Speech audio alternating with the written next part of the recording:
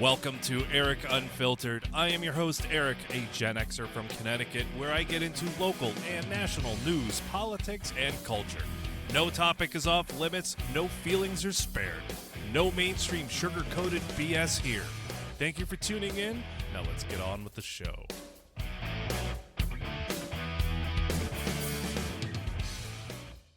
Welcome back. Today's episode is going to be a heavy one.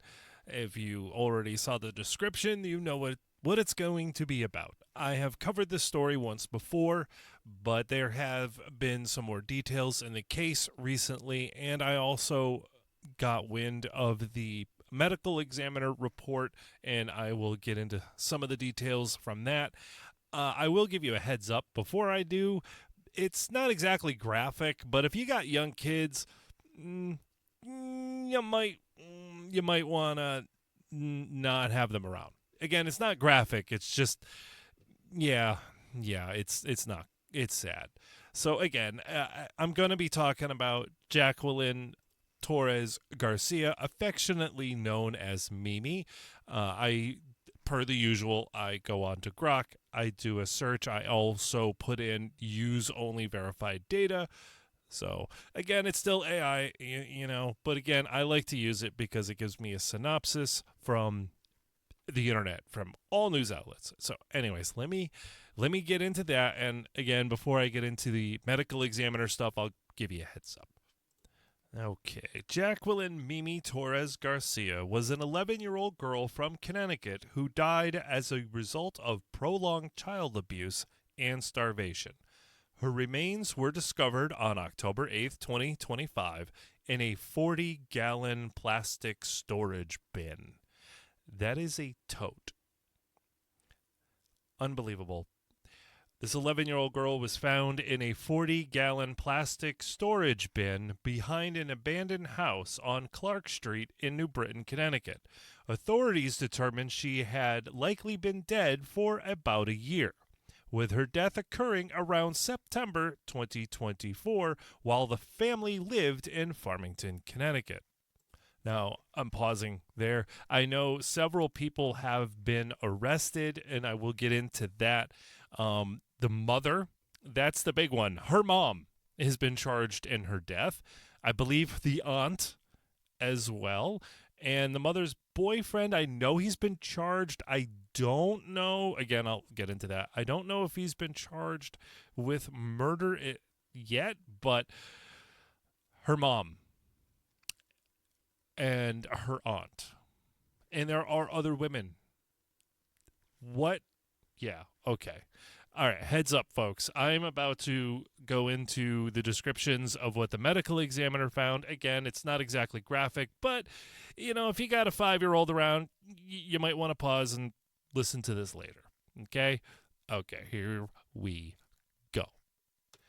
Key verified details from official sources: autopsy report, police, medical examiner, and court proceedings. Okay, last chance. Let the kiddies go. Okay. She was severely emaciated. She measured 4 feet 8 inches tall, but weighed only 27 pounds at the time of death. 4'8", 27 pounds. The autopsy noted severe muscle atrophy, almost no body fat, and findings consistent with prolonged starvation. Her stomach contained a single blueberry. She was 11. Her mother did this. Accused. She's accused of doing this. She had amphetamines, unprescribed, and an antihistamine in her system.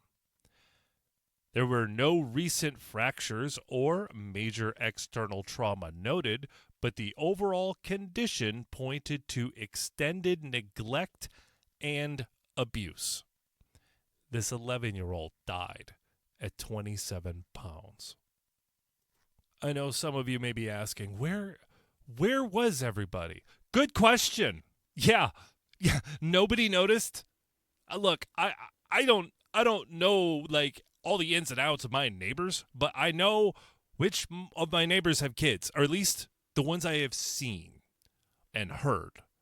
So I don't know, man. Way too many people knew, or I don't know. And I know some of you were probably like, "Where's DCF?" I don't. Well, I'm gonna get into that too. 3 individuals have been charged in connection with her death and related abuse and cover up. Okay, let's get into this fun. Her mother, Carla Garcia, charged with murder with special circumstances, conspiracy to commit murder, improper disposal of a dead body, intentional cruelty to a child, tampering with evidence, and other counts. As if she needed more. Her mother's former boyfriend, Jonathan Nanita, charged with murder. Okay, so I was wrong. And related offenses. He allegedly helped dispose of the remains. Her aunt, Jacqueline Garcia, charged with cruelty to persons, unlawful restraint, reckless endangerment, and risk of injury to a minor for her alleged role in the prolonged abuse. These 2 women are supposed to be beacons of what a woman is supposed to be. Well, no. They obviously weren't.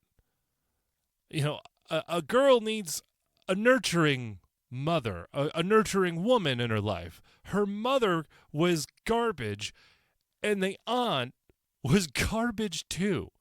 How many families have you heard where the parent is trash, but then the aunt steps in or the uncle steps in and, life, is awesome.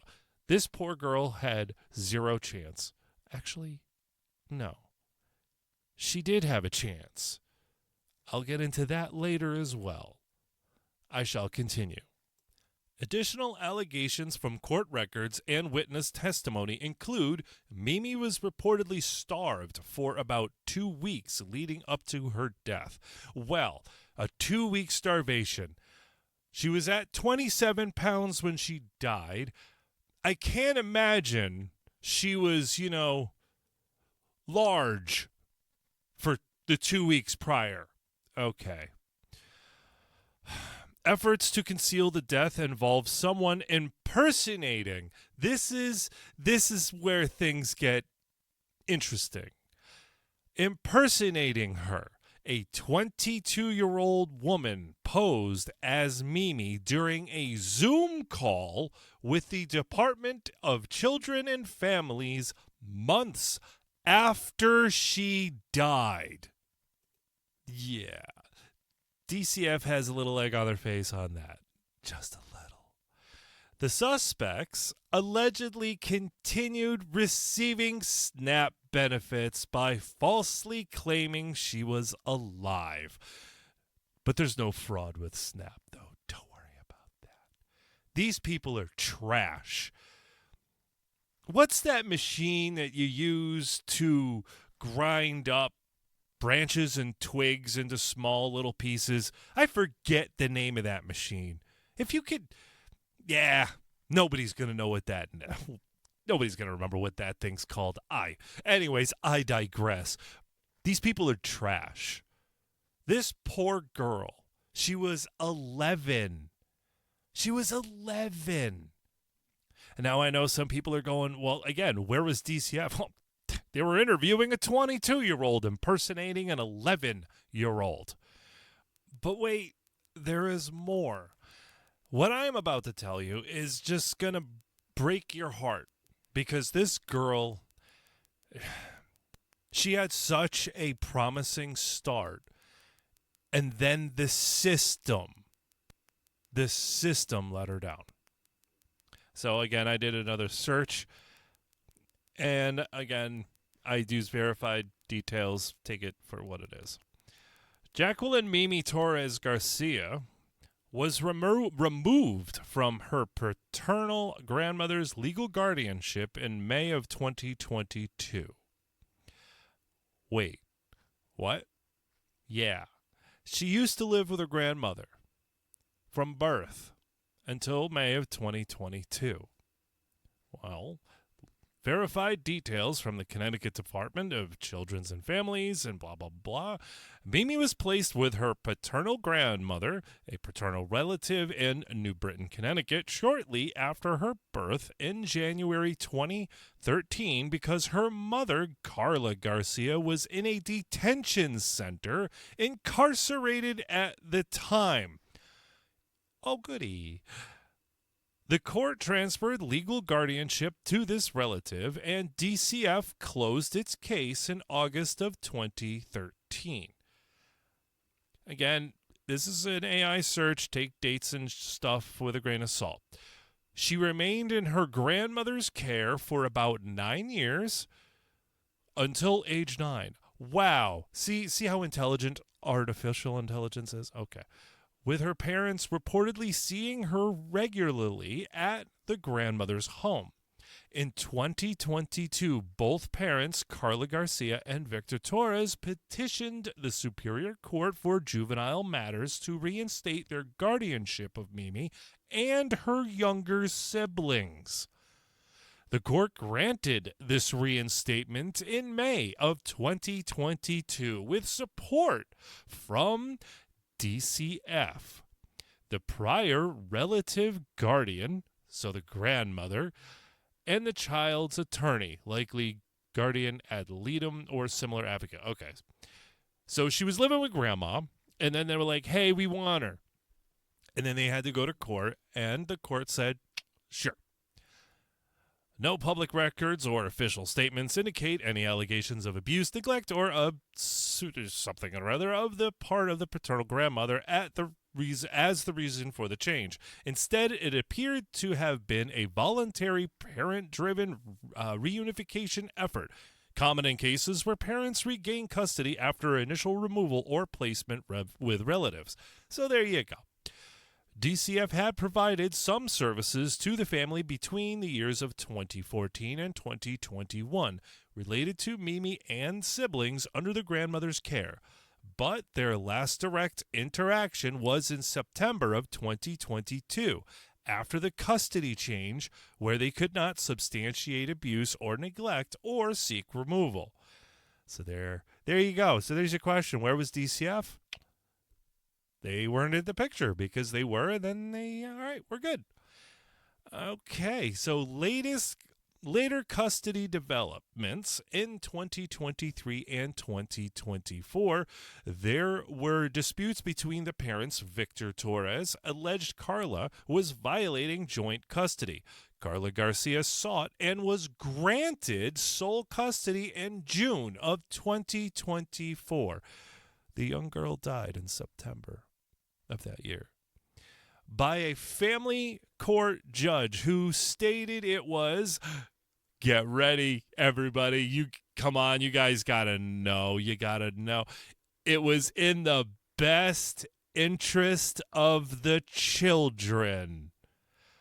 This occurred without DCF involvement as it was a private family court matter.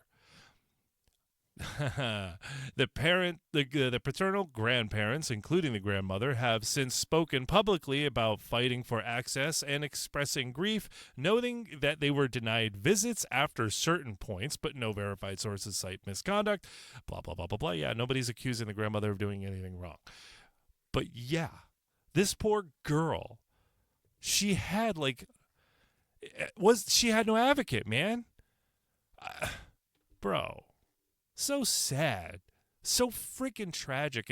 And here in Connecticut recently, speaking of emaciated children, I mean, there was that woman in Waterbury who had her, she's accused of having, I got to use that word right, accused. She's been accused of starving her stepson for 20 years or something like that. I hear people say that this is evil. Well, yeah, and by definition, what happened was evil, yes. But I just don't get it anymore. Her mom did this. How can you How could you do that to your kid, man? I I can understand your kid like gets mouthy, right? I was a kid once and I would get mouthy, right? I can understand if you backhand them and you cry and you feel really bad. Okay, but dude, dude, you want to know how evil these people are? They had a picture. Do you want to know what's in that picture? Well, if there's kids in the room, I'll give you a minute. But the picture, I don't know where it was found. I don't know if it was on the aunt's phone or the mother's phone. I believe I read it was sent from the aunt to the mother. So these people are like getting their kicks on this. All right, kids out of the room. All right. So the image was of Mimi laying on pee-pee pads, the ones you lay out for puppies, and she was bound with zip ties. That's what happened to this child. I can't imagine what this angel experienced. She experienced hell on earth. She's in heaven now. She's got to be. There's got to be a heaven. There has to be. I'm not even a religious person, but there has to be, because this angel suffered through hell with these demons. Because that's the only thing. I was saying to somebody, like, I can't even say, like, I don't. It's not even people, bro. This is not an act of human beings. There has to be a heaven and a hell. There has to be, because explain this to me. Make it make sense. Forget DCF being involved and being duped by a 22-year-old. I know I got more to get into that, but forget in the best interest of the children, and then we're not going to follow up on shit. Yeah. This kid, man. I mean, look, bad things happen to kids every day, right? Kids get hit by cars and break a leg, right? It sucks. They fall off the swings and they break an arm. Sometimes it's even worse. They get diagnosed with something bad, like cancer. And that's tragic too. But this is next level. When these people are found guilty, I assure you the penalty handed down by the state of Connecticut will not be strong enough, in my opinion. But that's just me. Rest in peace, Mimi. You deserved better.